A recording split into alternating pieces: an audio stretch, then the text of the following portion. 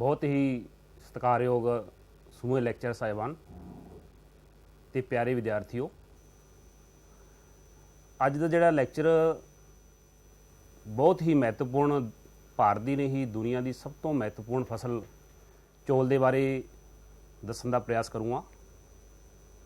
विद्यार्थियों, चौल की जिहड़ा इतिहास जिहड़ा वर्तमान दे विच उहदा किन्ना प्रोडक्शन होया है, किहड़ियां किस्मां हैगियां, वो किस्मां दे विच किवें इजाफा होया, उहदे की पैरामीटर सीगे स्टार्टिंग दे विच लेके आपां वर्तमान दे विच उहदी किस्मां, उहदा उत्पादन, उहदी भूगोलिक हालतां, इस दे बारे मैं दसन की अज कोशिश करांगा। विद्यार्थियों कि जिवें तुहानूं पता है कि 1960 दे विच जदों MS स्वामीनाथन ने जो हरी क्रांति लियांदी सीगी भारत दे विच, उदों बाद दो ही फसलां सीगियां, कणक ते चौल। उन्हां दोनां दे विच ही सब तो पहली फसल खादन फसल सीगी कणक सीगी, उहदे बाद जिहड़ी सीगी चौल सीगी। अज आपां उन्हां दोने जिहड़ी हरी क्रांति दी मुख फसलां दे विच जिहड़ी एक फसल हैगी चौल, उहदे बारे आपां अज विस्तार सहित दसन की कोशिश करांगा मैं, ते उम्मीद करदा हाँ कि विद्यार्थियों तुसीं बड़े ध्यान नाल सुणोगे।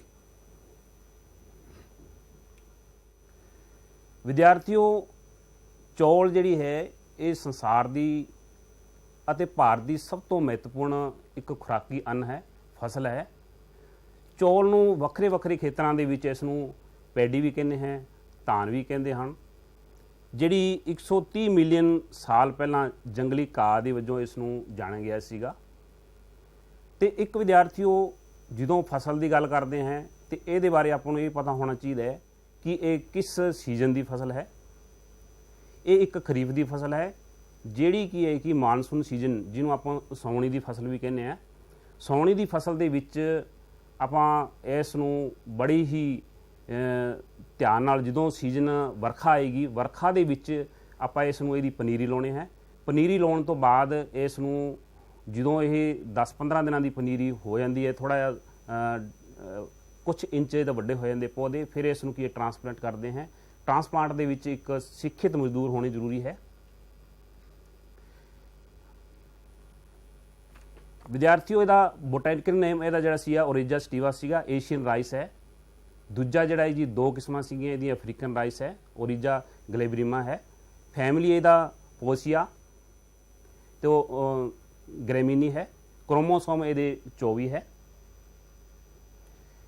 विद्यार्थियों, इस दे विच जिहड़ी इस फसल दे विच इस चौल दे विच विटामिनस मिनरल्स बहुत ज़्यादा पाए जाते हैं, कार्बोहाइड्रेट्स भी पाए जाते हैं, जिवें कि तुसीं स्क्रीन ते देख रहे हो। इहदी हरेक जिहड़ा अपनी बॉडी दे लई जरूरत हुंदी है, हर जिहड़ा इहदे विच फैट भी है, सैल्यूलोज भी है। एशिया महाद्वीप दे विच चावल जिहड़े लोकां दी बहुत ही महत्वपूर्ण फसल है। फिर आपां गल आंदे कि दुनिया दे विच भारत दी जिहड़ी स्थिति है प्रोडक्शन दे वजों, आपां दुनिया दे विच भी इहदा एनालाइज करांगे भी दुनिया दे विच भारत दी स्थिति किहड़ी हैगी ते भारत दे विच किहड़े सूबे दी पहले ते दूजे तीजे नंबर ते हैगी। वन बाय वन इहदे देखांगे। भारत दे 1/4 रकबे दे विच उगाया जांदा है। सब दी भारत दे विच आपां कह सकते हैं कि साउथ दे विच, उत्तर पूर्व भारत दे विच सारिਆਂ ਦੀ एक महत्वपूर्ण खाद अन्न फसल है।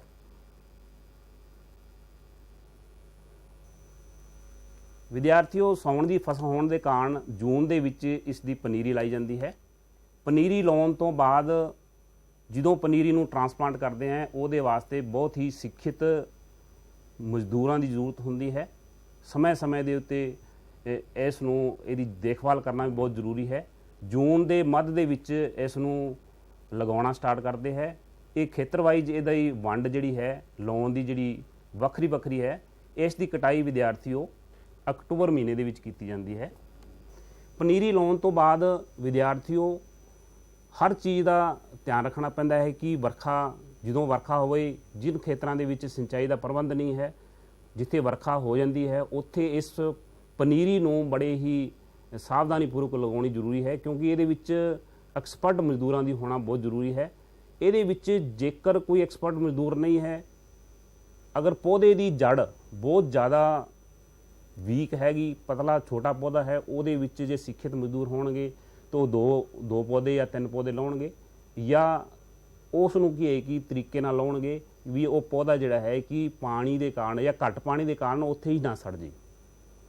ਇਸ ਖਾਤਰ ਇਹ ਜੂਨ ਤੋਂ ਲੈ ਕੇ ਜੂਨ ਦੇ ਵਿੱਚ ਅਗੇਤੀ ਫਸਲ ਲਾਈ ਜਾਂਦੀ ਹੈ, ਉਹਦੇ ਬਾਅਦ ਧੀਰੇ ਧੀਰੇ ਇਸ ਨੂੰ ਮੱਧ ਜੁਲਾਈ ਦੇ ਵਿੱਚ ਇਹਨੂੰ ਪਛੇਤੀ ਦੇ ਰੂਪ ਵਿੱਚ ਵੀ ਆਪਾਂ ਖੇਤੀ ਕਰ ਸਕਦੇ ਹਾਂ। ਫਿਰ ਵਿਦਿਆਰਥੀਓ ਜਿਹੜੀ ਇਹ ਕਿਸਮਾਂ ਇਹ 2 ਕਿਸਮਾਂ ਦੇ ਇਹਦੇ ਵਿੱਚ ਹੈਗੀਆਂ, ਆਪਾਂ ਜਿਸ ਡਿਸਪਲੇ 'ਤੇ ਦੇਖ ਰਹੇ ਹੋ। ਪਹਿਲਾ ਹਾਈਬ੍ਰਿਡ ਹੈ, ਫਿਰ ਬਾਸਮਤੀ ਚੌਲ ਹੈ। ਕੁਝ ਕਿਸਮਾਂ ਜਿਹੜੀਆਂ ਮੇਨ ਕਿਸਮਾਂ ਮੈਂ ਤੁਹਾਨੂੰ ਦਿਖਾ ਰਿਹਾ ਹਾਂ, ਜਿਵੇਂ 6444 ਗੋਲਡ ਹੈ, JK 2082 ਹੈ, ਕਾਵੇਰੀ 468, ਰਾਸ਼ੀ PHR 333।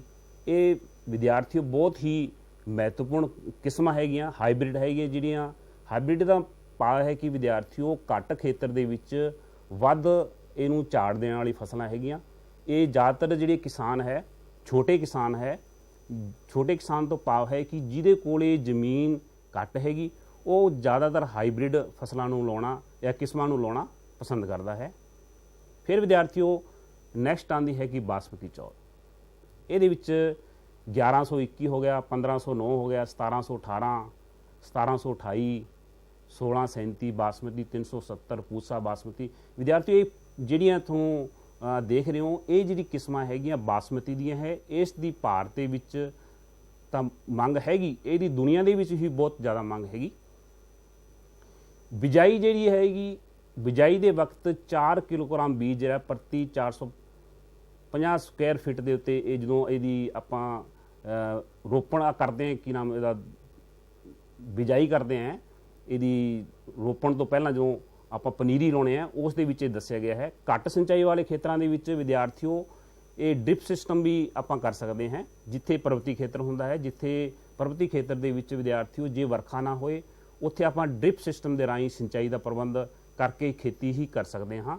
ਜਿਨ ਖੇਤਰਾਂ ਦੇ ਵਿੱਚ ਬਿਮਾਰੀ ਜਾਂ ਫੰਗਸ ਵਗੈਰਾ ਇਸ ਫਸਲ ਨੂੰ ਲੱਗਦੀ ਹੈ, ਉੱਥੇ ਆਪਾਂ ਪੈਸਟੀਸਾਈਡ ਯੂਜ਼ ਵੀ ਕਰ ਸਕਦੇ ਹਾਂ। ਪਰੰਤੂ ਕੁਝ ਖੇਤਰਾਂ ਦੇ ਵਿੱਚ ਭਾਰਤ ਦੇ ਕੁਝ ਜਿਹੜੇ ਸੂਬੇ ਹੈ, ਜਿਹਦੇ ਵਿੱਚ ਕੀ ਹੈ ਕਿ ਪੈਸਟੀਸਾਈਡ ਤੋਂ ਬਿਨਾਂ ਵੀ, ਜਿਹਨੂੰ ਆਪਾਂ ਕਹਿ ਸਕਦੇ ਹਾਂ ਜੈਵਿਕ ਖੇਤੀ ਵੀ ਕੀਤੀ ਜਾ ਸਕਦੀ ਹੈ। ਜੈਵਿਕ ਖੇਤੀ ਦੇ ਵਿੱਚ ਵਿਦਿਆਰਥੀਓ ਜਿਹੜਾ ਹੈ ਪ੍ਰਤੀ ਹੈਕਟਰ ਜਿਹੜਾ ਝਾੜ ਹੋਊਗਾ ਬਹੁਤ ਘੱਟ ਹੋਊਗਾ। ਘੱਟ ਹੋਣ ਦੇ ਕਾਰਨ ਕੀ ਹੈ ਕਿ ਉਹਦਾ ਜਿਹੜਾ ਮੁੱਲ ਵੀ ਹੋਊਗਾ ਮਾਰਕੀਟ ਦੇ ਵਿੱਚ, ਉਹਦੀ ਜਿਹੜੀ ਮੰਗ ਵੀ ਕੀ ਹੋਊਗੀ, ਜ਼ਿਆਦਾ ਹੋਊਗੀ। ਇਸ ਖਾਤਰ ਕਿਸਾਨ ਜਿਹੜਾ ਹੈ ਜੈਵਿਕ ਖੇਤੀ ਨੂੰ ਪਹਿਲ ਬਹੁਤ ਘੱਟ ਦਿੰਦਾ ਹੈ, ਕਿਉਂਕਿ ਮਾਰਕੀਟ ਦੇ ਵਿੱਚ ਮੰਗ ਤਾਂ ਜ਼ਰੂਰ ਹੈਗੀ, ਪਰ ਉਹਦਾ ਝਾੜ ਕੀ ਹੈ ਕਿ ਬਹੁਤ ਜ਼ਿਆਦਾ ਘੱਟ ਹੈ। ਫਿਰ ਵਿਦਿਆਰਥੀਓ ਕੋਈ ਵੀ ਫਸਲ ਆਪਾਂ ਲਾਉਣੇ ਹੈ, ਉਸ ਨੂੰ ਕੀ ਹੈ ਕਿ ਫਰਟੀਲਾਈਜ਼ਰ ਦੀ ਜ਼ਰੂਰਤ ਹੁੰਦੀ ਹੈ। ਪਹਿਲੀ, ਦੂਜੀ, ਤੀਜੀ, ਚੌਥੀ ਜਿਵੇਂ ਹੁੰਦੀ ਹੈ, ਜਿਵੇਂ ਉਹਦਾ ਕੰਬੀਨੇਸ਼ਨ ਕੀ ਹੈ, ਯੂਰੀਆ ਕਿੰਨੀ ਹੋਣੀ ਚਾਹੀਦੀ ਹੈ, ਪੋਟਾਸ਼ ਕਿੰਨੀ ਹੋਣੀ ਚਾਹੀਦੀ ਹੈ, ਜ਼ਿੰਕ ਕਿੰਨਾ ਹੋਣਾ ਚਾਹੀਦਾ ਹੈ, ਇਹ ਕੰਬੀਨੇਸ਼ਨ ਹੈ। ਪਹਿਲੀ ਜਿਹੜੀ ਹੈ ਫਰਟੀਲਾਈਜ਼ਰ ਆਪਾਂ ਕਦੋਂ ਦੇਣੀ ਹੈ, 8 ਤੋਂ 15 ਦਿਨ ਜਦੋਂ ਟਰਾਂਸਪਲਾਂਟ ਕਰ ਦਿੰਦੇ ਹਾਂ ਆਪਾਂ। ਫਿਰ ਸੈਕਿੰਡ ਜਿਹੜੀ ਖਾਦ ਹੈਗੀ, ਉਹਦੇ ਵਿੱਚ ਵੀ ਦਿਨ ਵੀ ਦਿੱਤੇ ਹੈ, ਉਹ ਉਸ ਕਿੰਨੇ ਕਿਲੋਗ੍ਰਾਮ ਹੈਗਾ, ਉਹਦਾ ਇੱਕ ਥੋੜ੍ਹਾ ਜਿਹਾ ਆਈਡੀਆ ਦਿੱਤਾ ਹੈ ਕਿ ਇਸ ਤਰੀਕੇ ਨਾਲ ਆਪਾਂ, ਇਹ ਏਰੀਆ ਵਾਈਜ਼ ਵਿਦਿਆਰਥੀਓ ਵੱਧ ਵੀ ਸਕਦਾ ਹੈ, ਘੱਟ ਵੀ ਸਕਦਾ ਹੈ। ਜਿਸ ਖੇਤਰ ਦੇ ਵਿੱਚ ਜ਼ਿਆਦਾ ਪੈਸਟੀਸਾਈਡ ਦੀ ਜ਼ਰੂਰਤ ਹੁੰਦੀ ਹੈ, ਖਾਦ ਦੀ ਜ਼ਰੂਰਤ ਹੁੰਦੀ ਹੈ, ਜਾਂ ਉਹਦੀ ਕਹਿ ਸਕਦੇ ਹਾਂ ਉਰਵਰਾ ਸ਼ਕਤੀ ਜਿਹੜੀ ਮਿੱਟੀ ਦੀ ਹੁੰਦੀ ਹੈ ਬਹੁਤ ਘੱਟ ਹੁੰਦੀ ਹੈ, ਉੱਥੇ ਆਪਾਂ ਇਸ ਨੂੰ ਵਧਾ ਵੀ ਸਕਦੇ ਹਾਂ। ਜਿਹੜੀ ਤੀਜੀ ਹੈ 35 ਤੋਂ 45 ਦਿਨ, ਉਹਦੇ ਵਿੱਚ ਵੀ ਕੰਬੀਨੇਸ਼ਨ ਦੱਸਿਆ ਗਿਆ ਹੈ। ਪਰ ਜੋ ਚੌਥੀ ਹੈ ਉਹ ਘੱਟ ਤੋਂ ਘੱਟ 65 ਤੋਂ ਲੈ ਕੇ 85 ਦਿਨ ਦੇ ਵਿੱਚ ਇਹ ਕੀਤੀ ਜਾ ਸਕਦੀ ਹੈ, ਇਹ ਜਿਹੜੀ ਪੈਸਟੀਸਾਈਡ ਕੀਤੀ ਜਾ ਸਕਦੀ ਹੈ। ਫਿਰ ਵਿਦਿਆਰਥੀਓ ਜਿਹੜਾ ਭਾਰਤ ਦੇ ਵਿੱਚ ਜਿਹੜਾ ਚਾਵਲ ਦਾ ਉਤਪਾਦਨ ਦਾ ਖੇਤਰ ਹੈ, ਇਹਦੇ ਵਿੱਚ ਆਪਾਂ ਦੇਖਾਂਗੇ 8 ਡਿਗਰੀ ਤੋਂ ਲੈ ਕੇ 35 ਡਿਗਰੀ ਉੱਤਰੀ ਅਕਸ਼ਾਂਸ਼। ਤੁਸੀਂ ਦੇਖ ਰਹੇ ਹੋ 8 ਡਿਗਰੀ ਇਸ ਤਰੀਕੇ ਇੱਥੇ ਆਉਂਦਾ ਹੈ, 35 ਡਿਗਰੀ ਜਿਹੜਾ ਹੈ ਇਸ ਖੇਤਰ ਦੇ ਵਿੱਚ ਆਉਂਦਾ ਹੈ। ਕਹਿਣ ਦਾ ਮਤਲਬ ਹੈ ਕਿ ਭਾਰਤ ਜਿਹੜਾ ਪੂਰਾ ਇਹਦੇ ਵਿੱਚ ਕਵਰ ਹੁੰਦਾ ਹੈ। ਭਾਰਤ ਦੇ north state, south state, East state ਜਿਹੜੇ ਹੈ, ਇਹਨਾਂ ਦੇ ਵਿੱਚ ਜ਼ਿਆਦਾ ਖੇਤੀ ਕੀਤੀ ਜਾਂਦੀ ਹੈ। ਹੁਣ ਤੁਹਾਨੂੰ ਰੀਜਨ ਵਾਈਜ਼ ਵੀ ਦੱਸਾਂਗੇ ਕਿਹੜਾ ਖੇਤਰ ਕਿੱਥੇ ਹੁੰਦਾ ਹੈ, ਕਿੰਨਾ ਉਤਪਾਦਨ ਹੁੰਦਾ ਹੈ। ਇਹ ਤੁਹਾਨੂੰ ਦੱਸਿਆ ਵੀ ਕਿੰਨੇ ਅਕਸ਼ਾਂਸ਼ਾਂ ਦੇ ਵਿਚਕਾਰ ਹੁੰਦੀ ਹੈ। ਭਾਰਤ ਚੌਲ ਉਤਪਾਦਨ ਦੇ ਵਿੱਚ ਚੀਨ ਤੋਂ ਬਾਅਦ ਦੂਜਾ ਮੋਹਰੀ ਦੇਸ਼ ਹੈ। ਉਹਦੇ ਬਾਰੇ ਵੀ ਆਪਾਂ ਗ੍ਰਾਫ ਦੇ ਰਾਹੀਂ, ਬਾਰ ਡਾਇਗਰਾਮ ਦੇ ਰਾਹੀਂ, ਉਹਦੇ ਉਤਪਾਦਨ, ਉਹਦੇ ਕਿੰਨਾ ਕੰਜ਼ੂਮ ਕਰਦੇ ਹੈ, ਉਹਦੇ ਬਾਰੇ ਸਾਰਾ ਹੀ ਅੱਗੇ ਨੈਕਸਟ ਸਲਾਈਡਾਂ ਦੇ ਵਿੱਚ ਤੁਹਾਨੂੰ ਦੱਸਣ ਦੀ ਕੋਸ਼ਿਸ਼ ਕਰਾਂਗਾ। फिर गल विद्यार्थियों समुद्र तल तो 300 मीटर की ऊंचाई तक 2500 तो लेके 300 मीटर की ऊंचाई तक ਆਪਾਂ ਇਸ ਨੂੰ खेती कर सकते हैं ਜਾਂ ਆਪਾਂ ਨੌਰਥ ਸਟੇਟ ਦੇ ਵਿੱਚ ਜਾਂ ਪੂਰਬੀ ਸਟੇਟਾਂ ਦੇ ਵਿੱਚ ਇਸ ਦੇ ਆਪਾਂ ਨੂੰ ਦੇਖਣ ਨੂੰ ਇਹਦੇ ਪ੍ਰਮਾਣ ਪ੍ਰਾਪਤ ਹੋਏ ਹੈ। ਫਿਰ ਵਿਦਿਆਰਥੀਓ ਭੂਗੋਲਿਕ ਹਾਲਤਾਂ ਦਾ ਆਪਾਂ ਨੂੰ ਗਿਆਨ ਹੋਣਾ ਬਹੁਤ ਜ਼ਰੂਰੀ ਹੈ। ਕਿਸੇ ਵੀ ਫਸਲ ਨੂੰ ਲਾਉਣਾ ਹੈ ਉਸ ਦੇ ਬਾਰੇ ਆਪਾਂ ਨੂੰ ਗਿਆਨ ਹੋਣਾ ਬਹੁਤ ਜ਼ਰੂਰੀ ਹੈ। ਕਿਸ ਪ੍ਰਕਾਰ ਦੀ ਇਹ ਜਲਵਾਯੂ ਚਾਹੀਦੀ ਹੈ, ਤਾਪਮਾਨ ਕਿੰਨਾ ਚਾਹੀਦਾ ਹੈ। ਜਲਵਾਯੂ ਵਿਦਿਆਰਥੀਓ ਉਸ਼ਨਖੰਡੀ ਜਲਵਾਯੂ ਹੈ, ਗਰਮ ਜਲਵਾਯੂ ਦੇ ਵਿੱਚ ਹੁੰਦਾ ਹੈ ਕਿ ਜਿਵੇਂ ਕਿ ਤੁਹਾਨੂੰ ਦੱਸਿਆ ਗਿਆ ਹੈ ਕਿ ਇਹ ਮਾਨਸੂਨ ਦੀ ਫਸਲ ਮੁੱਖ ਫਸਲ ਮਾਨਸੂਨ ਦੀ ਹੈ। ਮਾਨਸੂਨ ਕਦੋਂ ਆਉਂਦਾ ਹੈ ਕਿ ਆਪਣੇ ਜੂਨ ਦੇ ਵਿੱਚ ਹੈ। ਜੂਨ ਦਾ ਮਤਲਬ ਹੈ ਕਿ ਉਸ਼ਨ ਹੈ, ਗਰਮ ਹੈਗਾ। ਇਸ ਖਾਤਰ ਇਹ ਵਿਦਿਆਰਥੀਓ ਇਸ ਵਾਸਤੇ ਤਾਪਮਾਨ ਜਿਹੜਾ ਹੈ 24 ਤੋਂ ਲੈ ਕੇ 30 ਡਿਗਰੀ ਸੈਂਟੀਗ੍ਰੇਡ ਤਾਪਮਾਨ ਹੋਣਾ ਬਹੁਤ ਜ਼ਰੂਰੀ ਹੈ। ਅਗਰ ਇਹ ਤਾਪਮਾਨ ज़्यादा होगा तो ਉਹਦੇ ਵਾਸਤੇ ਅਗਰ ਫਸਲ ਨੂੰ ਪਾਣੀ ਸਮੇਂ ਤੇ ਨਾ ਮਿਲਿਆ ਤੇ ਉਹ ਫਸਲ ਕੀ ਹੈ ਕਿ ਨੁਕਸਾਨ ਹੋ ਸਕਦਾ ਹੈ, ਸੜ ਸਕਦੀ ਹੈ। ਇਸ ਖਾਤਰ ਵਿਦਿਆਰਥੀਓ ਤਾਪਮਾਨ ਦਾ ਜਿਹੜਾ ਕੰਬੀਨੇਸ਼ਨ ਹੈ ਇਸ ਫਸਲ ਦੇ ਲਈ ਅੱਛੀ ਉਤਪਾਦਨ ਦੇ ਲਈ ਇਹਨਾਂ ਦਾ ਕੰਬੀਨੇਸ਼ਨ ਹੋਣਾ ਬਹੁਤ ਜ਼ਰੂਰੀ ਹੈ। ਫਿਰ ਆਉਂਦੀ ਹੈ ਵਰਖਾ ਦੀ ਗੱਲ, ਕਿਉਂਕਿ ਚੌਲ ਇੱਕ ਇਹੋ ਜਿਹੀ ਫਸਲ ਹੈ, ਸਾਉਣੀ ਦੀ ਫਸਲ ਹੈ। ਜੇ ਇਸ ਨੂੰ ਵਰਖਾ ਜ਼ਿਆਦਾ ਹੋਊਗੀ ਬਿਹਤਰ ਕਾਸ਼ਤ ਦੇ ਲਈ ਇਸ ਨੂੰ 150 ਤੋਂ 200 ਸੈਂਟੀਮੀਟਰ ਸਾਲਾਨਾ ਵਰਖਾ ਬਹੁਤ ਜ਼ਰੂਰੀ ਹੈ। ਅਗਰ ਜ਼ਿਆਦਾ ਵਰਖਾ ਹੋਏਗੀ तो फसल बहुत अच्छा उत्पादन हरेक किसान जिहड़ा है अच्छा उत्पादन प्राप्त कर सकता है। कि अगर जिस खेतर दे विच वर्खा नहीं हुंदी उस खेतर दे विच ट्यूबवैल राही जिवें पंजाब दे विच हरियाणा दे विच कुछ खेतरां दे विच जिथे वर्खा सीजन नहीं आउंदा, मानसून नहीं आउंदा या लेट आउंदा है, उस खेतरां दे विच ट्यूबवैलां राही सिंचाई भी की जाती है। ट्यूबवैल राही सिंचाई करन तो बाद की है कि प्रति हैक्टर झाड़ जिहड़ा है कि उहदे विच कोई फर्क नहीं पैंदा कि आपां ये नहीं कह सकते कि वर्खा नहीं हुई तो किसान जिहड़ा है फसल का नुकसान हो जाऊगा उसनूं। इस खातर ट्यूबवैल जिहड़ा है एक ऑप्शन है, कल नूं वर्खा ना होए तो ट्यूबवैल दे राही सिंचाई भी की जा सकती है। फिर विद्यार्थियों मिट्टियां, हरेक फसल दे लई मिट्टी जिहड़ी है बहुत ही महत्वपूर्ण कारक हैगा। जे मिट्टी उपजाऊ होगी, दरियाई मिट्टी होगी, चीकनी मिट्टी होगी, वो जिहड़ी फसल है उस दे लई बहुत ही ढुकवीं होगी। दोमट मिट्टी, डेल्टाई मिट्टी, मसाम रहित मिट्टियां चौलों की काश्त लई बहुत ही वधिया गुणकारी मनी जांदियां हन। चीकनी मिट्टी विद्यार्थियों इस खातर ਇਹਦੇ ਵਿੱਚ ਮੈਂਸ਼ਨ ਕੀਤਾ ਗਿਆ ਹੈ। ਉਹਦਾ ਕਾਰਨ ਹੈ ਕਿ ਚੀਕਣੀ ਮਿੱਟੀ ਦੇ ਕਣ ਜਿਹੜੇ ਬਾਰੀਕ ਹੁੰਦੇ ਹੈ ਕਿ ਪਾਣੀ ਜਿਹੜਾ ਹੈ ਕਿ ਧਰਾਤਲ ਤੇ ਜ਼ਿਆਦਾ ਸਮੇਂ ਤੱਕ ਰੁਕ ਸਕਦਾ ਹੈ। ਰੁਕਣ ਦੇ ਕਾਰਨ ਕੀ ਹੈ ਕਿ ਅਗਰ ਸਧਾਰਨ ਮਿੱਟੀ ਹੋਊਗੀ ਤਾਂ ਉਹਦੇ 'ਚ ਪਾਣੀ ਦੇਵਾਂਗੇ, ਪਾਣੀ ਸਾਰਾ ਧਰਤੀ ਦੇ ਵਿੱਚ ਰਿਸ ਸਕਦਾ ਹੈ। ਇਸ ਖਾਤਰ ਚੀਕਣੀ ਮਿੱਟੀ ਦੇ ਗੁਣ ਵੀ ਹੋਣਾ ਬਹੁਤ ਜ਼ਰੂਰੀ ਹੈ। ਦੋਮਟ ਡੈਲਟਾਈ ਮਿੱਟੀ ਕਹਿਣ ਦਾ ਮਤਲਬ ਹੈ ਕਿ ਜਿਹੜੇ ਉੱਤਰੀ ਤੇ ਮੱਧਵਰਤੀ ਜਾਂ ਨਿਚਲੇ गंगा के मैदान, मेन इन्हां 3 गंगा के मैदानों के विचों जिहड़ा है मध्यवर्ती ते निचले गंगा के मैदान है, उहदे विच इस दी खेती बहुत ही लाहेवंद हुंदी है।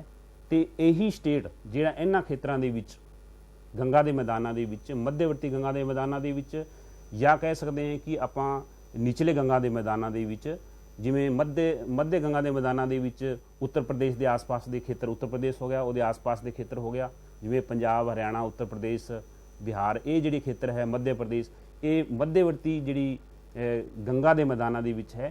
फिर गल आती है कि निचले गंगा के मैदान, फिर आपां इधर नूं पूर्व वल चलीए, पूर्व वल नूं जिहड़ा है वैस्ट बंगाल हो गया, मेघालय हो गया, त्रिपुरा हो गया, इस खेतर के विच जिहड़ा है साउथ दे विच आपां ले लीए, साउथ दे विच आपां होर स्टेट जिहड़े आंध्र प्रदेश, तमिलनाडु है, उत्थे खेती की जा सकती है।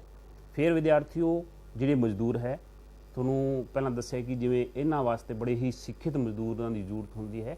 ਸਮੇਂ ਦੇ ਉੱਤੇ ਇਹਨਾਂ ਨੂੰ ਕੀ ਹੈ ਕਿ ਜਦੋਂ ਸਮੇਂ ਬੀਤਦਾ ਜਾਂਦਾ ਹੈ ਕਿ ਇਸ ਨੂੰ ਤਜਰਬਾ ਮਿਲਦਾ ਜਾਂਦਾ ਹੈ ਕਿ ਕਿਹੜਾ ਪੌਦਾ ਕਿੱਥੇ ਲਾਉਣਾ ਹੈ, ਉਹਦੀ ਕਿੰਨੀ ਦੂਰੀ ਹੈ, ਤੇ ਉਹ ਜਿਹੜਾ ਐਕਸਪਰਟ ਹੋਏਗਾ ਉਹ ਕੀ ਵਿਦਿਆਰਥੀਓ ਉਹ ਜ਼ਿਆਦਾ ਘੱਟ ਸਮੇਂ ਦੇ ਵਿੱਚ ਜ਼ਿਆਦਾ ਪਨੀਰੀ ਲਾਉਣ ਦੇ ਵਿੱਚ ਸਮਰਥ ਹੁੰਦਾ ਹੈ।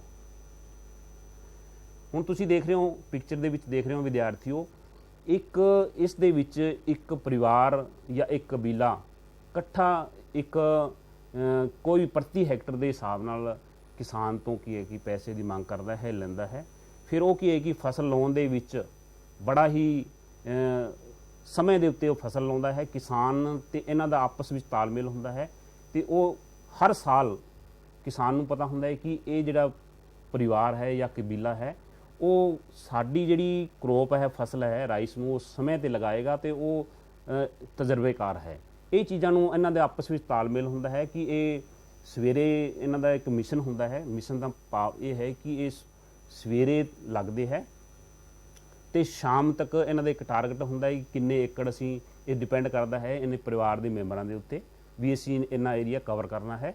ਤੇ ਵਿਦਿਆਰਥੀਓ, ਹਰੇਕ ਜਿਹੜਾ ਗਰੀਬ ਪਰਿਵਾਰ ਹੈ ਉਸ ਨੂੰ ਇਸ ਫਸਲ ਦੀ ਪਨੀਰੀ ਲਾਉਣ ਦੀ ਇੱਕ ਉਮੀਦ ਹੁੰਦੀ ਹੈ ਕਿ 4 ਪੈਸੇ ਆਉਣਗੇ ਤੇ ਘਰ ਦਾ ਗੁਜ਼ਾਰਾ ਹੋਏਗਾ। ਫਿਰ ਵਿਦਿਆਰਥੀਓ, ਪ੍ਰਤੀ ਹੈਕਟਰ ਜਿਹੜੇ ਪੌਦੇ ਹੈ, ਬੀਜ ਹੈ, ਉਹ ਕਿੰਨੇ 5 ਤੋਂ 6 ਕਿਲੋਗ੍ਰਾਮ। ਪੌਦੇ ਤੇ ਪੌਦੇ ਦੀ ਦੂਰੀ, ਹਾਈਬ੍ਰਿਡ ਜਿਹੜੀ ਫਸਲ ਹੁੰਦੀ ਹੈ, ਇਹਦੇ ਵਿੱਚ ਤੁਸੀਂ ਵਿਦਿਆਰਥੀਓ ਫਸਲ ਦੇਖ ਰਹੇ ਹੋ, ਤੁਸੀਂ ਦੇਖ ਰਹੇ ਹੋ ਇਹ ਮਸ਼ੀਨ ਹੈ, ਆਟੋਮੈਟਿਕ ਮਸ਼ੀਨ ਹੈ। ਇਹਦੇ ਵਿੱਚ ਇੱਕ ਦੂਰੀ ਫਿੱਟ ਕੀਤੀ ਜਾਂਦੀ ਹੈ। ਜਿਵੇਂ ਦੱਸਿਆ ਕਿ ਹਾਈਬ੍ਰਿਡ ਜਿਹੜੀ ਫਸਲ ਹੈ ਉਹਦੇ ਵਿੱਚ 15 ਤੋਂ 18 ਸੈਂਟੀਮੀਟਰ ਦੀ ਦੂਰੀ ਹੁੰਦੀ ਹੈ ਤੇ ਬਾਸਮਤੀ ਦੀ ਥੋੜੀ ਜ਼ਿਆਦਾ ਹੁੰਦੀ ਹੈ। ਆ ਮਸ਼ੀਨ ਦੇ ਵਿੱਚ ਤੁਸੀਂ ਦੇਖ ਰਹੇ ਹੋ ਕਿ ਇਹਨਾਂ ਦੇ ਵਿੱਚ ਜਿਹੜੀ ਆ ਦੂਰੀ ਹੈ, ਇੱਕ ਪੌਦਾ ਤੇ ਦੂਜੇ ਪੌਦੇ ਦੀ ਦੂਰੀ, ਫਿਰ ਇੱਕ ਲਾਈਨ ਤੇ ਦੂਜੀ ਲਾਈਨ ਦੇ ਵਿੱਚ ਦੂਰੀ, ਇਹਨਾਂ ਦੂਰੀ ਦਾ ਇੱਕ ਇਹਦੇ ਵਿੱਚ ਅੰਤਰ ਫਿਕਸ ਕੀਤਾ ਜਾਂਦਾ ਹੈ ਵੀ ਆਪਾਂ ਕਿਹੜੀ ਪਨੀਰੀ ਲਾਉਣੀ ਹੈ। ਫਿਰ ਇਹਦੇ ਵਿੱਚ ਡੂੰਘਾਈ ਵੀ ਫਿਕਸ ਕੀਤੀ ਜਾਂਦੀ ਹੈ ਇਸ ਮਸ਼ੀਨ ਦੇ ਰਾਹੀਂ। ਇਹ ਉਸ ਖੇਤਰ ਦੇ ਵਿੱਚ ਹੈ ਵਿਦਿਆਰਥੀਓ ਜਿੱਥੇ ਮਜ਼ਦੂਰਾਂ ਦੀ ਘਾਟ ਹੋਏ ਜਾਂ ਘੱਟ ਸਮੇਂ ਦੇ ਵਿੱਚ ਵੱਧ ਆਪਾਂ ਇਸ ਨੂੰ ਫਸਲ ਨੂੰ ਲਾਉਣਾ ਹੈ। ਫਿਰ ਇਸ ਦਾ ਇੱਕ ਨੁਕਸਾਨ ਹੈ ਵਿਦਿਆਰਥੀਓ, ਇੱਕ ਨੁਕਸਾਨ ਇਹ ਹੈ ਕਿ ਇੱਕ ਗਰੀਬ ਜਿਹੜਾ ਪਰਿਵਾਰ ਹੈ ਜਾਂ ਮਜ਼ਦੂਰ ਹੈ ਉਸ ਨੂੰ ਰੋਜ਼ਗਾਰ ਨਹੀਂ ਮਿਲਦਾ। ਦੂਜੀ ਗੱਲ ਇਹ ਹੈ ਕਿ ਇਹਦੇ ਵਿੱਚ ਪੌਦੇ ਜ਼ਿਆਦਾ ਵੀ ਹੋ ਸਕਦੇ ਹੈ। ਫਿਰ ਜਦੋਂ ਪੌਦੇ ਜ਼ਿਆਦਾ ਲੱਗ ਜਾਣ ਤਾਂ ਉਹਦੇ ਵਿੱਚ ਫਿਰ ਵਿਰਲੇ ਕਰਨ ਵਾਸਤੇ ਪੌਦੇ ਨੂੰ ਕੀ ਕਰਨਾ ਪੈਂਦਾ ਹੈ, ਮਜ਼ਦੂਰਾਂ ਦੀ ਫਿਰ ਲੋੜ ਪੈਂਦੀ ਹੈ। ਇਸ ਖਾਤਰ ਇਸ ਦੇ ਵਿੱਚ ਇਸ ਨੂੰ ਬਹੁਤ ਹੀ ਘੱਟ ਯੂਜ਼ ਕਰਦੇ ਹੈ। ਜ਼ਿਆਦਾਤਰ ਉਸ ਖੇਤਰਾਂ ਦੇ ਵਿੱਚ ਕੀਤਾ ਜਾਂਦਾ ਹੈ ਜਿੱਥੇ ਮਜ਼ਦੂਰਾਂ ਦੀ ਬਹੁਤ ਜ਼ਿਆਦਾ ਘਾਟ ਹੋਏ ਤੇ ਸਮੇਂ ਦੀ ਵੀ ਘਾਟ ਹੋਏ ਕਿਸਾਨ ਕੋਲੇ ਲਾਉਣ ਦੇ ਵਿੱਚ, ਇਹ ਜਾਂ ਵੱਡਾ ਏਰੀਆ ਹੋਏ, ਉੱਥੇ ਇਸ ਮਸ਼ੀਨ ਦੇ ਰਾਹੀਂ ਖੇਤੀ ਕੀਤੀ ਜਾ ਸਕਦੀ ਹੈ। ਫਿਰ ਵਿਦਿਆਰਥੀਓ, ਤੁਸੀਂ ਨਕਸ਼ੇ 'ਚ ਦੇਖ ਰਹੇ ਹੋ, ਮੈਪ ਦੇ ਵਿੱਚ, ਵਰਲਡ ਦੇ ਮੈਪ ਦੇ ਵਿੱਚ ਦੇਖ ਰਹੇ ਹੋ ਵੀ ਇਹਦੇ ਵਿੱਚ ਹਰੇਕ ਦੇਸ਼ ਜਿਹੜਾ ਹੈ ਉਹ ਕਿੰਨਾ ਕੰਜ਼ਿਊਮ ਕਰ ਰਿਹਾ। ਇਹਦੇ ਵਿੱਚ ਇੱਕ ਫਸਲ ਚੌਲ ਦੀ ਜਿਹੜੀ ਮੁੱਖ ਖਾਦਨ ਫਸਲ ਹੈ, ਇਹ ਕਿਹੜਾ ਦੇਸ਼ ਕਿੰਨਾ ਕੰਜ਼ਿਊਮ, ਪ੍ਰਤੀ ਵਿਅਕਤੀ ਜਿਹੜਾ ਕਿੰਨਾ ਕੰਜ਼ਿਊਮ ਕਰ ਰਿਹਾ ਹੈ। ਦੇਖੋ ਇਹਦੇ ਵਿੱਚ ਜਿਹੜਾ ਹੈ ਸਭ ਤੋਂ ਜ਼ਿਆਦਾ ਜਿਹੜਾ ਹੈ ਭਾਰਤ ਦੇ, ਜਿਵੇਂ ਭਾਰਤ ਦੇ ਵਿੱਚ ਦੇਖ ਲਿਆ ਸਭ ਤੋਂ ਜ਼ਿਆਦਾ ਇੱਥੇ ਹੋ ਰਿਹਾ। ਫਿਰ ਇਹਦੇ ਵਿੱਚ ਥਾਈਲੈਂਡ ਹੋ ਗਿਆ, ਥਾਈਲੈਂਡ ਦੇ ਵਿੱਚ ਵੀ ਬਹੁਤ ਜ਼ਿਆਦਾ ਹੋ ਰਿਹਾ ਹੈ। ਫਿਰ ਵੀਅਤਨਾਮ ਹੋ ਗਿਆ, ਵੀਅਤਨਾਮ ਦੇ ਵਿੱਚ ਵੀ ਬਹੁਤ ਜ਼ਿਆਦਾ ਹੋ ਰਿਹਾ ਹੈ। ਬੰਗਲਾਦੇਸ਼ ਦੇ ਵਿੱਚ ਵੀ ਬਹੁਤ ਜ਼ਿਆਦਾ ਹੋ ਰਿਹਾ ਹੈ। ਇਹ ਦੇਸ਼ ਹੈ ਜਿਹੜੇ ਦੱਖਣ ਪੂਰਬੀ ਏਸ਼ੀਆ ਦੇ ਜਿਹੜੇ ਦੇਸ਼ ਹੈ, ਉਹ ਨੈਕਸਟ ਸਲਾਈਡ ਦੇ ਵਿੱਚ ਦੱਸਾਂਗੇ ਵੀ ਕਿੱਥੇ ਕਿੱਥੇ ਦੁਨੀਆ ਦੇ ਵਿੱਚ ਹੁੰਦਾ ਹੈ ਚੌਲ। ਤੇ ਆਪਣਾ ਜਿਹੜਾ ਟਾਰਗੇਟ ਹੈ ਕਿ ਸਭ ਤੋਂ ਆਪਾਂ ਦੇਖਣਾ ਹੈ ਕਿ ਦੁਨੀਆ ਦੇ ਨਕਸ਼ੇ ਦੇ ਵਿੱਚ ਸਭ ਤੋਂ ਜ਼ਿਆਦਾ ਜਿਹੜਾ ਉਤਪਾਦਨ ਕਿੱਥੇ ਹੁੰਦਾ ਹੈ, ਫਿਰ ਕਿੱਥੇ ਹੁੰਦਾ ਹੈ, ਨਕਸ਼ੇ ਰਾਹੀਂ ਆਪਾਂ ਦੇਖਣ ਦਾ ਪ੍ਰਯਾਸ ਕਰਾਂਗੇ। ਫਿਰ ਵਿਦਿਆਰਥੀਓ, ਤੁਸੀਂ ਦੇਖ ਰਹੇ ਹੋ ਕਿ ਪ੍ਰੋਡਕਸ਼ਨ ਤੇ ਉਹਦਾ ਕੰਜ਼ੰਪਸ਼ਨ ਕਿੰਨਾ ਹੈਗਾ ਦੁਨੀਆ ਦੇ ਵਿੱਚ ਦੇਸ਼ਾਂ ਦਾ। ਸਭ ਤੋਂ ਦੇਖ ਰਹੇ ਹੋ ਪਹਿਲੇ ਨੰਬਰ ਤੇ ਕੀ ਹੈ ਕਿ ਚਾਈਨਾ ਹੈ, ਫਿਰ ਹੈ ਭਾਰਤ ਆਉਂਦਾ ਹੈ, ਫਿਰ ਉਹਦੇ ਬਾਅਦ ਆਪਾਂ ਦੇਖਦੇ ਹਾਂ ਕਿ ਇੰਡੋਨੇਸ਼ੀਆ ਤੋਂ ਬਾਅਦ ਆਪਾਂ ਵੀਅਤਨਾਮ ਹੋ ਗਿਆ, ਬੰਗਲਾਦੇਸ਼ ਹੋ ਗਿਆ, ਥਾਈਲੈਂਡ ਹੋ ਗਿਆ। ਠੀਕ ਹੈ, ਇਹ ਜਿਹੜੇ ਦੇਸ਼ ਤੁਹਾਨੂੰ ਬਰਮਾ ਵੀ ਆਪਣੇ ਇਹਦੇ ਵਿੱਚ ਹੈਗਾ। ਇਹ ਸਾਰੇ ਹੀ ਦੇਸ਼ ਵਿਦਿਆਰਥੀਓ ਆਪਣੇ ਏਸ਼ੀਆ ਮਹਾਂਦੀਪ ਤੇ ਦੱਖਣ ਪੂਰਬ ਏਸ਼ੀਆ ਮਹਾਂਦੀਪ ਦੇ ਵਿੱਚ ਦੇਸ਼ ਹੈ ਜਿਹੜਾ ਕੀ ਹੈ ਕਿ ਦੁਨੀਆ ਦੇ ਸਭ ਤੋਂ ਜ਼ਿਆਦਾ ਜਿਹੜਾ ਉਤਪਾਦਨ ਕਰਦੇ ਹੈ। ਪਹਿਲੇ ਨੰਬਰ ਤੇ ਹੈ ਉਤਪਾਦਨ ਪੱਖੋਂ ਏਸ਼ੀਆ ਮਹਾਂਦੀਪ। ਹੁਣ ਦੇਖੋ ਵਿਦਿਆਰਥੀਓ, ਨਕਸ਼ੇ ਦੇ ਵਿੱਚ ਮੈਂ ਤੁਹਾਨੂੰ ਦੱਸਿਆ ਸੀ ਕਿ ਇਸ ਨਕਸ਼ੇ ਰਾਹੀਂ ਜਿਹੜਾ ਗ੍ਰੀਨ ਪਾਰਟ ਦਿਖਾਈ ਦੇ ਰਿਹਾ ਹੈ, ਗ੍ਰੀਨ ਪਾਰਟ ਦੇ ਵਿੱਚ ਆਪਾਂ ਦੇਖ ਰਹੇ ਹਾਂ ਕਿ ਕਿੱਥੇ ਜਿਹੜਾ ਸਭ ਤੋਂ ਜ਼ਿਆਦਾ ਚੌਲ ਹੁੰਦਾ ਹੈ। ਇਹਦੇ ਵਿੱਚ ਤੁਸੀਂ ਇਸ ਖੇਤਰ ਨੂੰ ਦੇਖ ਰਹੇ ਹੋ, ਭਾਰਤਾਂ ਦਾ ਇਹਦੇ ਵਿੱਚ ਸਾਰਾ ਜਿਹੜਾ ਹੈ ਇਹ ਕਵਰਾਂ ਦੇਖ ਸਕਦੇ ਹਾਂ। ਸਭ ਤੋਂ ਜ਼ਿਆਦਾ ਜਿਹੜਾ ਉਤਪਾਦਨ ਹੁੰਦਾ ਹੈ ਦੱਖਣ ਪੂਰਬ ਏਸ਼ੀਆ ਦੇ ਵਿੱਚ ਸਭ ਤੋਂ ਜ਼ਿਆਦਾ। ਵੈਸੇ ਤਾਂ ਇਹਦਾ ਆਪਾਂ ਕਹਿ ਸਕਦੇ ਹਾਂ ਕਿ ਅਫਰੀਕਾ ਮਹਾਂਦੀਪ ਦੇ ਵਿੱਚ ਹੁੰਦਾ ਹੈ, ਕਿ ਦੱਖਣ ਅਮਰੀਕਾ ਦੇ ਵਿੱਚ ਵੀ ਹੁੰਦਾ ਹੈ, ਔਰ ਉੱਤਰੀ ਅਮਰੀਕਾ ਦੇ ਕੁਝ ਪਾਰਟ ਹੈ ਇਹਨਾਂ 'ਚ ਵੀ ਹੁੰਦਾ ਹੈ। ਪਰੰਤੂ ਸਭ ਤੋਂ ਜ਼ਿਆਦਾ ਜਿਹੜਾ ਹੈ ਪਹਿਲੇ ਨੰਬਰ ਤੇ ਜਿਹੜਾ ਹੈ ਆਪਾਂ ਕਹਿ ਸਕਦੇ ਹਾਂ ਆਪਣੇ ਦੱਖਣ ਪੂਰਬ ਏਸ਼ੀਆ ਮਹਾਂਦੀਪ ਹੈ, ਉਹਦੇ ਦੇਸ਼ ਹਨ। ਫਿਰ ਵਿਦਿਆਰਥੀਓ, ਬਾਰ ਡਾਇਗਰਾਮ ਰਾਹੀਂ ਤੁਹਾਨੂੰ ਦੱਸਣ ਦਾ ਪ੍ਰਯਾਸ ਕੀਤਾ ਗਿਆ ਹੈ ਵੀ ਕਿਹੜਾ ਜਿਹੜਾ ਹੈ ਪ੍ਰੋਡਕਸ਼ਨ ਹੈ 10 ਜਿਹੜੇ ਦੇਸ਼ है उन्होंने विचों पहले किहड़े देखो, पहला चाइना, इंडिया हो गया, फिर इंडोनेशिया हो गया, बांग्लादेश, ये 4 देश जिहड़े है पहले जिहड़े मोहरी आप दुनिया दे विच कह सकते हैं उत्पादन पक्षों।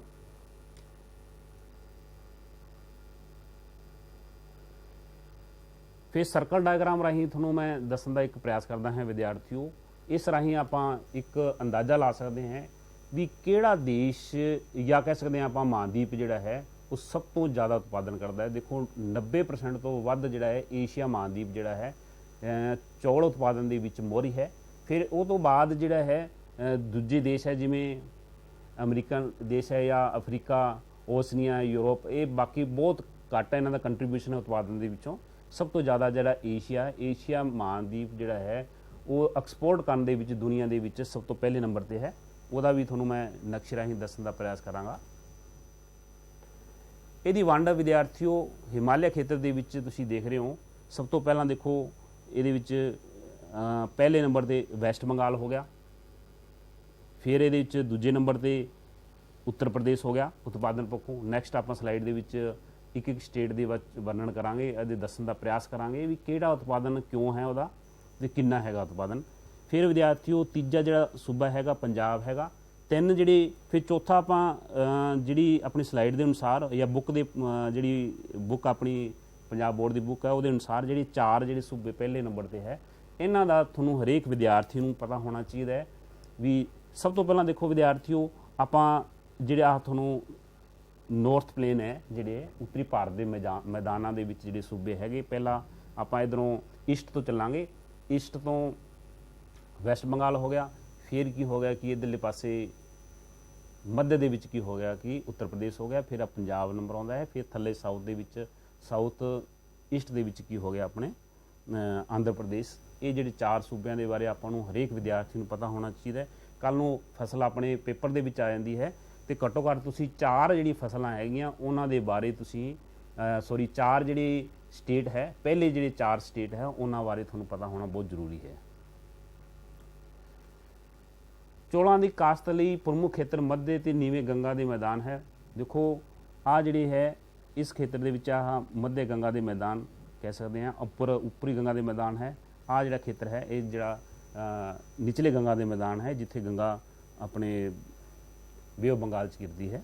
ये गंगा इस तो इलावा पश्चिमी पूर्वी तटी मैदान, ब्रह्मपुत्र नदी घाटी, प्रायद्वीपी पठार, आ सारे प्रायद्वीपी पठार दे विच भी कुछ हिस्सों के विच खेती की जाती है।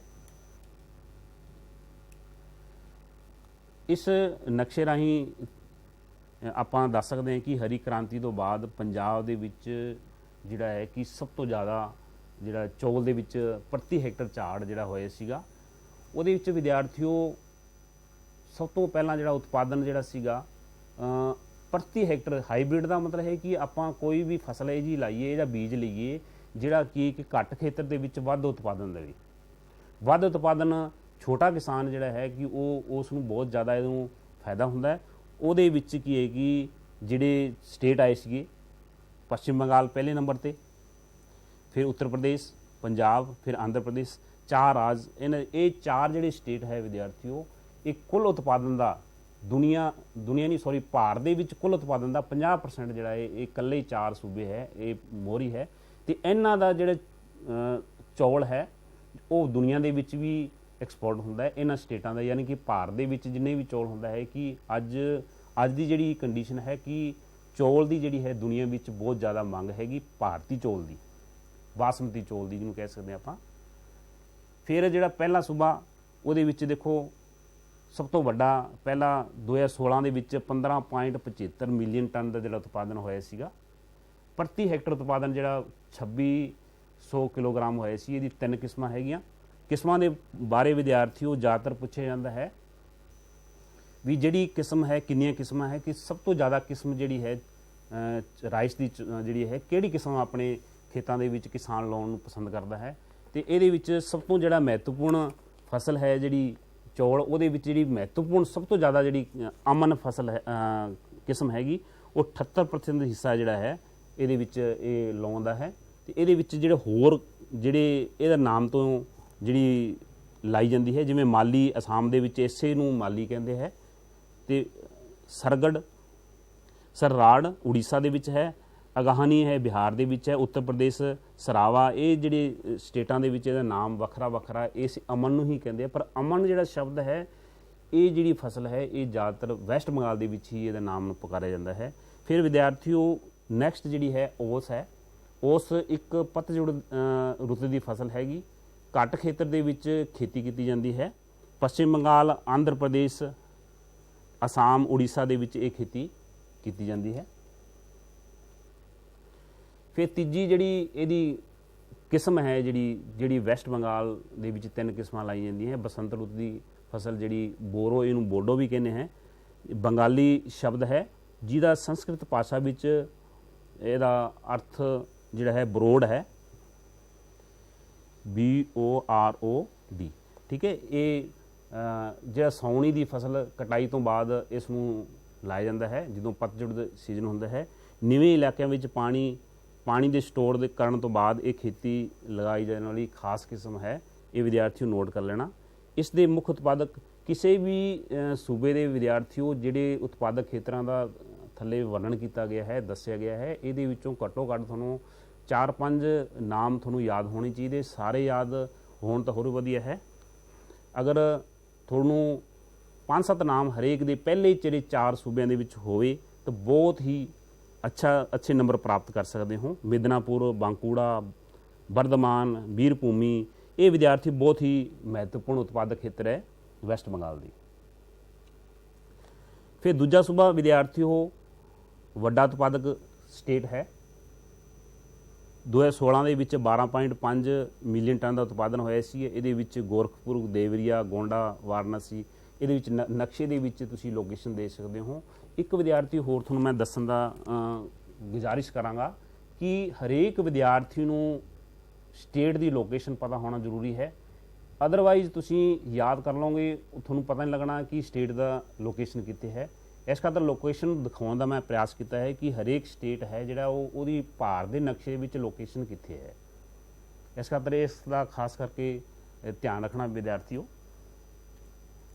ਤੀਸਰਾ ਜਿਹੜਾ ਪੰਜਾਬ, ਰਵਾਇਤੀ ਤੌਰ 'ਤੇ ਵਿਦਿਆਰਥੀਓ ਆਪਣਾ ਜਿਹੜਾ ਪੰਜਾਬ ਹੈ ਉਹ ਉਤਪਾਦਨ ਨਹੀਂ ਕਰਦਾ ਸੀਗਾ, ਪਰ ਆਪਣੇ ਕਿਸਾਨਾਂ ਦੇ ਮਿਹਨਤ ਦੇ ਕਾਰਨ, ਸਿੰਚਾਈ ਦੇ ਪ੍ਰਬੰਧ ਦੇ ਕਾਰਨ, ਟਿਊਬਵੈੱਲਾਂ ਦੇ ਕਾਰਨ ਪ੍ਰਤੀ ਵਿਅਕਤੀ ਜਿਹੜਾ ਝਾੜ ਹੈ, ਪ੍ਰਤੀ ਹੈਕਟਰ ਝਾੜ ਕੀ ਹੈ ਕਿਸਾਨਾਂ ਨੇ ਵਧਾਤਾ। ਉન્નਤ ਬੀਜਾਂ ਦੇ ਕਾਰਨ, ਹਾਈਬ੍ਰਿਡ ਦੇ ਕਾਰਨ। ਠੀਕ ਹੈ। ਉਹਦੇ ਵਿੱਚ ਬਾਸਮਤੀ ਚਾਵਲ ਵੀ ਇਹ ਰਸਾਇਣਿਕ ਖਾਦਾਂ ਦੇ, ਕੀਟਨਾਸ਼ਕਾਂ ਦੇ ਉਪਯੋਗ ਦੇ ਕਾਰਨ ਪ੍ਰਤੀ ਵਿਅਕਤੀ ਜਿਹੜੇ ਝਾੜ ਕੀ ਹੈ ਉਹ ਵੱਧ ਹੋਣ ਲੱਗਿਆ। ਇਸ ਖਾਤਰ ਭਾਰਤ ਦੇ ਵਿੱਚ ਇਹ ਤੀਸਰੇ ਸਥਾਨ 'ਤੇ ਅੱਜ ਖੜਾ ਹੈ।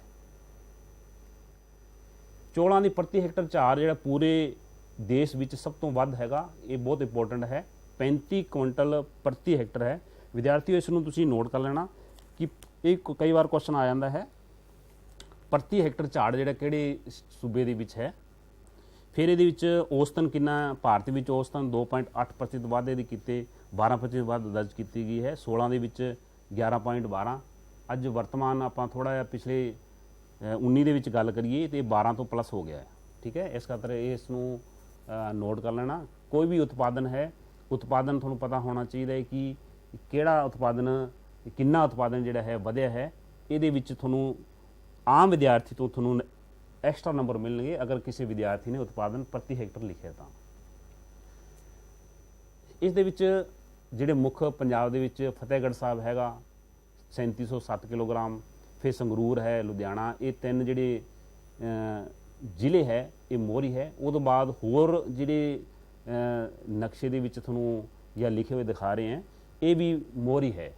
ਹੋਰ ਜਿਹੜੀ ਬਿਲਕੁਲ ਨਹੀਂ ਹੈ ਉਹਨਾਂ ਤੋਂ ਇਹਨਾਂ ਦੇ ਵਿੱਚ ਵੀ ਹੁੰਦਾ ਹੈ, ਪਰ 3 ਜਿਹੜੇ ਹੈ ਉਹਨਾਂ ਦਾ ਜ਼ਰੂਰ ਧਿਆਨ ਰੱਖਣਾ ਵੀ ਕਿਹੜੇ ਕਿਹੜੇ ਪਹਿਲੇ, ਦੂਜੇ, ਤੀਜੇ ਨੰਬਰ 'ਤੇ ਹੈ। ਫਿਰ ਵਿਦਿਆਰਥੀਓ ਬਾਰ ਡਾਇਗਰਾਮ ਰਾਹੀਂ ਦੇਖ ਰਹੇ ਹਾਂ ਕਿ ਤੁਸੀਂ ਸਭ ਤੋਂ ਪਹਿਲਾਂ ਜਿਹੜਾ ਹੈ ਵੈਸਟ ਬੰਗਾਲ, ਜਿਵੇਂ ਕਿ ਪਹਿਲਾਂ ਤੁਹਾਨੂੰ ਨਕਸ਼ੇ ਰਾਹੀਂ ਮੈਂ ਦੱਸਣ ਦਾ ਪ੍ਰਯਾਸ ਕੀਤਾ ਸੀਗਾ।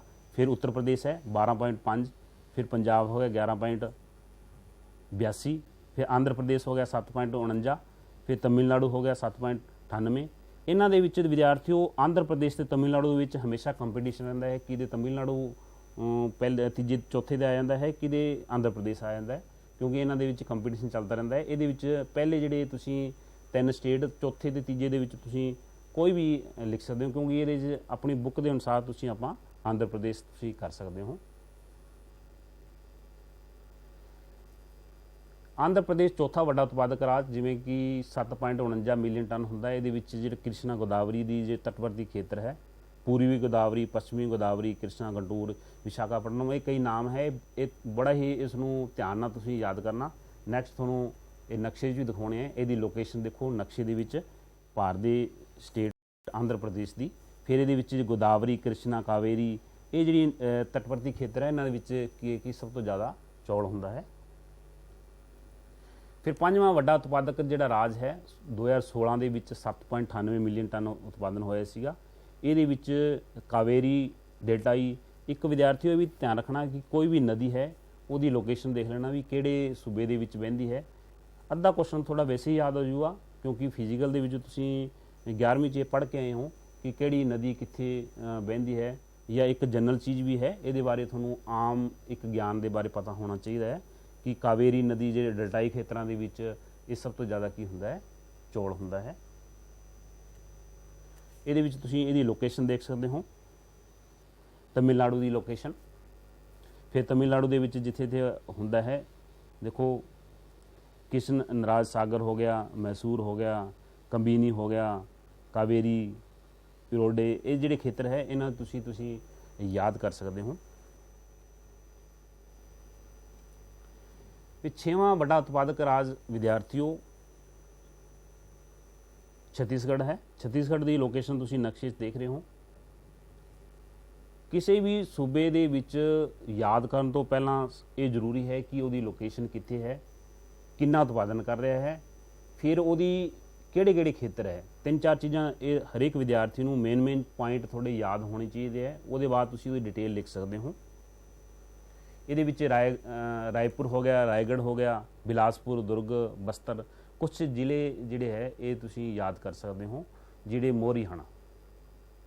ਫਿਰ 7ਵਾਂ ਵਿਦਿਆਰਥੀ ਵੱਡਾ ਉਤਪਾਦਕ ਰਾਜ ਹੈ ਬਿਹਾਰ ਹੈ, ਬਿਲਕੁਲ ਛੱਤੀਸਗੜ੍ਹ ਦੇ ਉੱਪਰ, ਸੌਰੀ ਇਹਦੇ ਝਾਰਖੰਡ ਦੇ ਉੱਪਰ, ਤੇ ਇਧਰ ਉੱਤਰ ਪ੍ਰਦੇਸ਼ ਦੇ ਨਾਲ ਵਾਲਾ ਸੂਬਾ। ਇਹ ਵੀ ਜਿਹੜਾ 2016 ਦੇ ਵਿੱਚ 6.5 ਮਿਲੀਅਨ ਟਨ ਦੇ ਉਤਪਾਦਨ ਵਿੱਚ ਇਹ 7ਵੇਂ ਨੰਬਰ ਤੇ ਸੀਗਾ। ਇਹਦੇ ਕੁਛ ਜ਼ਿਲ੍ਹੇ ਹੈ ਉਹ ਵੀ ਤੁਸੀਂ ਜਿਵੇਂ ਮੁਜ਼ੱਫਰਨਗਰ ਹੋ ਗਿਆ, ਗਿਆ, ਸ਼ਾਹਬਾਦ, ਪੁਰਨੀਆ, ਇਹ ਜਿਹੜੇ ਯਾਦ ਤੁਸੀਂ ਕਰ ਲੈਣਾ ਵਿਦਿਆਰਥੀਓ। ਫਿਰ 8ਵਾਂ ਉਤਪਾਦਕ ਰਾਜ ਜਿਹੜਾ ਹੈ 2016 ਦੇ ਵਿੱਚ 5.87 ਮਿਲੀਅਨ ਟਨ ਉਤਪਾਦਨ ਹੋਇਆ ਸੀ। ਇਹਦੇ ਮੁੱਖ ਉਤਪਾਦਕ ਜਿਹੜੇ ਹੈ ਸੰਬਲਪੁਰ, ਕਟਕ, ਪੂਰੀ, ਬਿਲੇਸ਼ਵਰ, ਜਾਜਪੁਰ, ਹੋਰ ਵੀ ਖੇਤਰ ਹੈ ਉਸ ਨੂੰ ਤੁਸੀਂ ਯਾਦ ਕਰ ਲੈਣਾ। पहले ਜਿਹੜੇ 4-5 ਜਿਹੜੇ ਹੈ ਮੁੱਖ ਉਤਪਾਦਕ ਖੇਤਰ ਹੈ ਉਹਨਾਂ ਨੂੰ ਯਾਦ ਕਰਨਾ ਬਹੁਤ ਜ਼ਰੂਰੀ ਹੈ ਅੱਛੇ ਨੰਬਰ ਪ੍ਰਾਪਤ ਕਰਨ ਦੇ ਲਈ। ਕੁਝ ਹੋਰ ਉਤਪਾਦਕ ਖੇਤਰ ਹੈ ਜਿਵੇਂ 9ਵੇਂ ਨੰਬਰ ਤੇ ਹੈ ਅਸਾਮ, ਫਿਰ ਹਰਿਆਣਾ। ਇਹਨਾਂ ਨੂੰ ਵੀ ਤੁਸੀਂ ਵਿਦਿਆਰਥੀਓ ਅਗਰ ਵਕਤ ਹੋਏ ਤਾਂ ਕਰ ਲੈਣਾ। 5-6 ਸਟੇਟ ਹੈ ਉਹ ਬਹੁਤ ਜ਼ਰੂਰੀ ਹੈ। ਵਪਾਰ ਵਿਦਿਆਰਥੀਓ, ਭਾਰਤ ਦੁਨੀਆ ਦਾ ਸਭ ਤੋਂ ਵੱਡਾ ਨਿਰਯਾਤਕ ਦੇਸ਼ ਹੈਗਾ। 2012 ਦੇ ਵਿੱਚ ਥਾਈਲੈਂਡ 7 ਲੱਖ ਟਨ ਤੋਂ ਕਿਤੇ ਜ਼ਿਆਦਾ ਅਤੇ 10.3 ਲੱਖ ਟਨ ਉਤਪਾਦਨ ਨਿਰਯਾਤ ਕਰਕੇ ਵਿਸ਼ਵ ਦਾ ਸਭ ਤੋਂ ਵੱਡਾ ਚਾਲ ਨਿਰਯਾਤਕ ਦੇਸ਼ ਬਣ ਗਿਆ ਸੀ। ਬਹੁਤ ਇੰਪੋਰਟੈਂਟ ਚੀਜ਼ ਹੈ। ਇਹਦੇ ਵਿੱਚ ਜਨਰਲ ਨੌਲੇਜ ਦਾ ਕੁਐਸਚਨ ਵੀ ਹੈਗਾ, ਤੁਹਾਡੀ ਬੁੱਕ ਦੇ ਵਿੱਚ ਵੀ ਕਈ ਵਾਰ MCQs ਆ ਸਕਦਾ ਹੈ ਪ੍ਰੀਖਿਆ ਪੱਖੋਂ। ਇਹ ਬਾਸਮਤੀ ਜਿਹੜੀ ਰਾਈਸਾਂ ਇਹਦੇ ਬਾਰੇ ਆਪਾਂ ਜ਼ਿਕਰ ਕਰ ਚੁੱਕੇ ਹਾਂ ਪਿੱਛੇ ਵੀ ਕਿਹੜੀ ਕਿਹੜੀ ਇਹਦੀ ਕਿਸਮਾਂ ਹਨ।